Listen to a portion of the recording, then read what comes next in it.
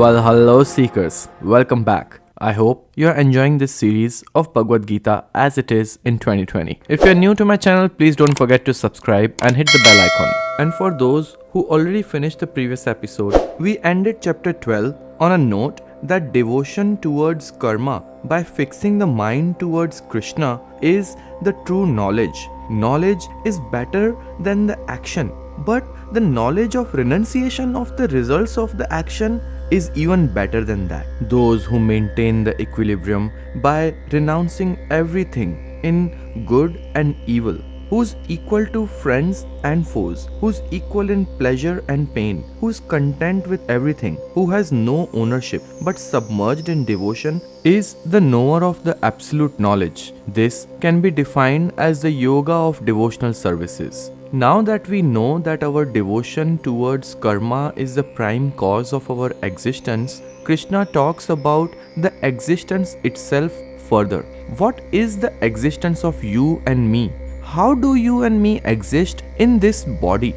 Krishna says that this body is considered as a field, a kshetra, and the one who knows this body is the knower of the kshetra, is the kshetrana. Krishna himself is the absolute kshetrana because the existence of the body is the combination of your material body and your spiritual body. Here the material body is considered as the Prakrti and the spiritual as Purusa. So what is a field then? What is your kshetra? This is what Krishna explains as a part of chapter 13. He says, ego, intellect, primordial matter, perception and action, 5 objects of senses, sound, touch, color, desire, pain, these are all related to your material body. That is the existence of your field. This is the absolute knowledge, the absolute truth. Shri Krishna said, this body, Arjuna, is termed as a field, a kshetra, and he who knows it is called the knower of the field, the kshetrana, by the sages discerning the truth about both. Know myself to be kshetrana, the individual soul in all the kshetras, that is fields, Arjuna.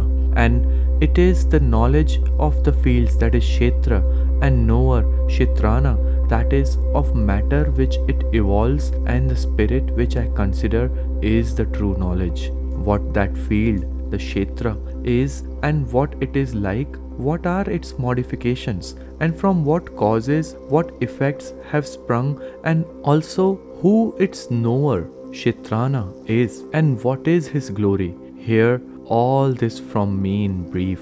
The truth about the kshetra and the kshetrana has been exploded by seers in manifold ways. Again, it has been separately stated in different Vedic chantas and also in the conclusive and reasonable texts of Brahma Sutras. The 5 elements, the ego, the intellect, the unmanifest primordial matter, the 10 organs of perception and action, the mind, and the 5 objects of senses, that is sound, touch, color, taste, and smell.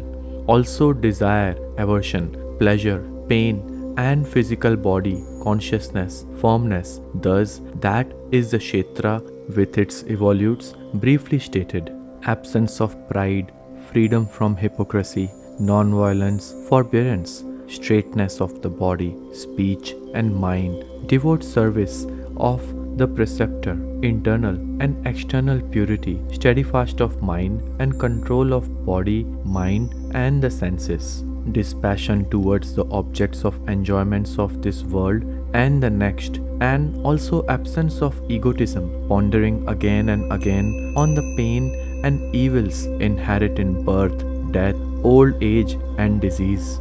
Absence of attachment and the senses of oneness in respect of son, wife, home, etc., and constant equipoise of mind, both in favorable as well as unfavorable circumstances. Unflinching devotion to me through exclusive attachment, living in secluded and holy places, and finding no delight in the company of worldly people.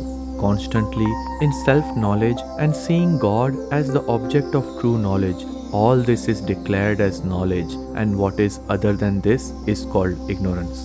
I shall speak to you at length about that which ought to be known, and knowing which one attains the supreme bliss, that supreme Brahma, who is the Lord of beginningless entities, is called to be neither Sat, being, or Asat, non-being. It has hands and feet on all sides, eyes, head and mouth in all direction, and ears all around. For this stands pervading all this in universe. Through perceiving all these sense objects, it is really speaking devoid of all the senses. Though unattached, it is the sustainer of all nonetheless, and though attributeless, it is the enjoyer of gunas, the all three modes of Prakriti we talked about. It exists without and within all beings, and constitutes the animate and inanimate creation as well. And by its own subtle reasons, it is incomprehensibly close at hand and stands afar too. Though integral, like space in its undivided aspects, it appears divided as it were in all animate and inanimate beings. And that Godhead, which is the only object worth knowing, is the sustainer of beings as Vishnu, the destroyer as Rudra, and the creator of all as Brahma. That supreme Brahma is said to be the light of all the lights, an entity beyond Maya. That Godhead is knowledge itself, worth knowing and worth attaining through real wisdom, and is particularly abiding in the hearts of all. Thus, the truth of Kshetra and knowledge, as well as of the object worth knowing, God, has been briefly discussed. Knowing this, in reality, my devotee enters into my being. Prakrti and Purusa, known both, these are the beginningless, and known all modifications such as likes and dislikes, and all objects constitutes of these three gunas born by Prakriti.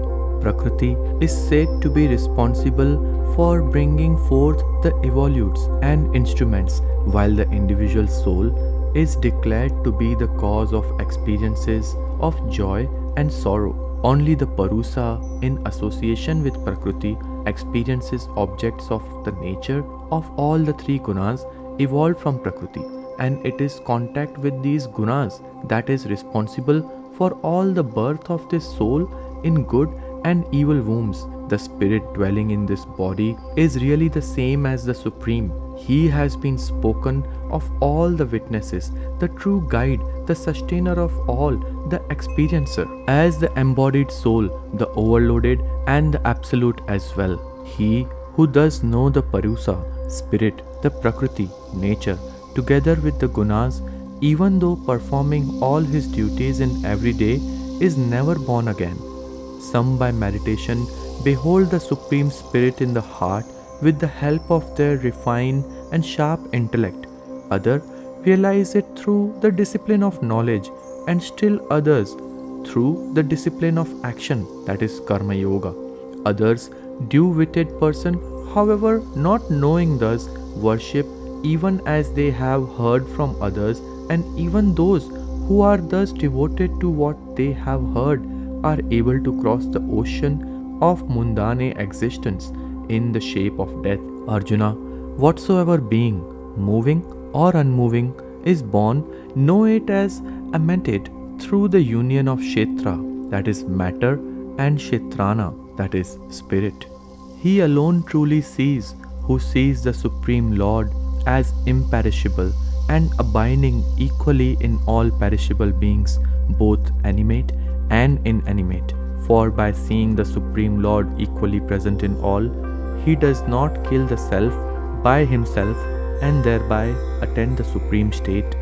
He who sees all these actions are performed in every day by nature, that is Prakriti, and the self as non-doer, he alone verily sees. The moment man perceives the diversified existence and experience of being as rooted in one Supreme Spirit, and the spreading forth of all beings from the same, that very moment he attains Brahma, who is truth, consciousness, and the bliss solidified. Arjuna, being without beginning and without attributes, this indestructible Supreme Spirit, though dwelling in the body, in fact does nothing nor gets contaminated, as all-pervading ether is not contaminated by reason of its subtly, though permeatively, the body.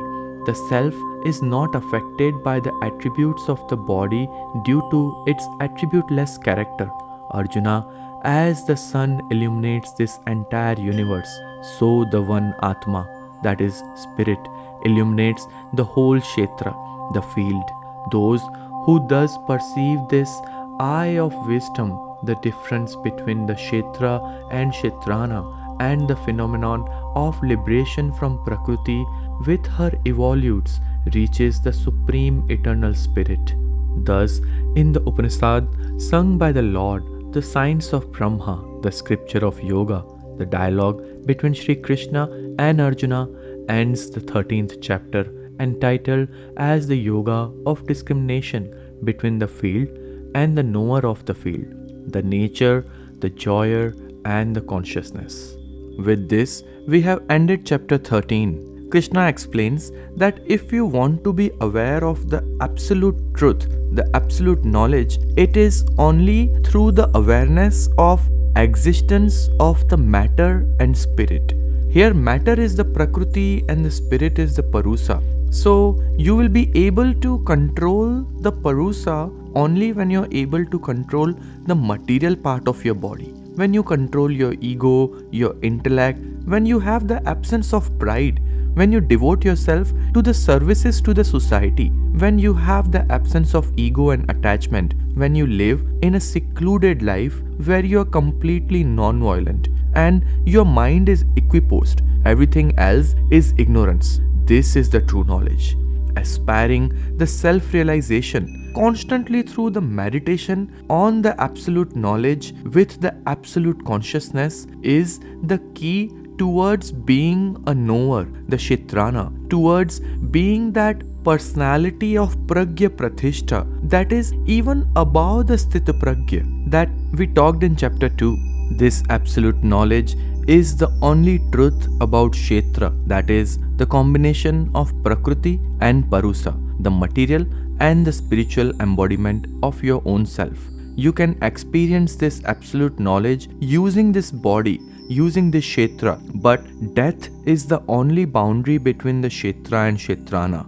When you start seeing all your actions performed as a duty of your Prakriti and your Purusa, that is your bodily duties and the spiritual duties that we talked in chapter 2 earlier. As the sun illuminates the world, the spirit inside you, the Purusa inside you, illuminates the Kshetra. How many times in our lives we are driven by the Prakriti, by the requirement of our body rather than the requirement of our spirit, the Purusa inside us. Every morning when you wake up, your primary cause of waking up should be to fulfill the requirements of your spiritual body rather than your material body.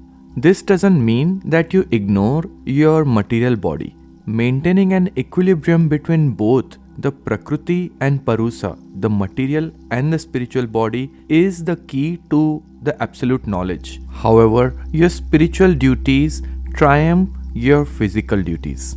Every morning when you wake up, you should think that it's a precious life which you have been gifted, and you should not be wasting even a minute, even a second in performing anything that is not fulfilling your spiritual duties.